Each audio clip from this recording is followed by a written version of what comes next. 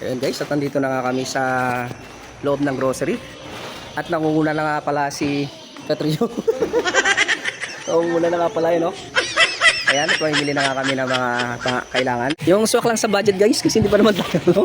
Aray ko. Hindi pa yung kaya lang sa budget talaga. Ito, katulong ko. Ayan. Mga dila-dilata guys, ayan. At ayan guys, dito naman kami sa mga noodles.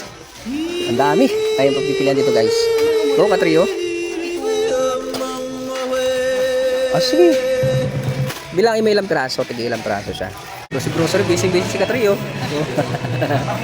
Ayan, napakalawak talaga ng mabibilang dito guys. Ang daming magpapipilian, no? Ito naman kami sa Magic Shop.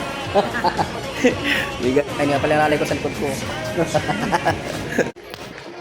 Ayan. Ayan na guys, oh. Ayan na guys. Ayan na guys. Pwede na.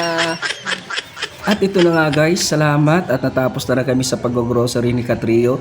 At hinihintay na lang din namin na ito ay maayos at mabayaran na rin sa counter. At tingnan mo naman si Katrio, excited na yan mag-repack mamaya sa bahay. At ako din syempre, ipamimigay na namin to sa mga taong napupusuan namin dito sa lugar. Update ko kayo, salamat guys!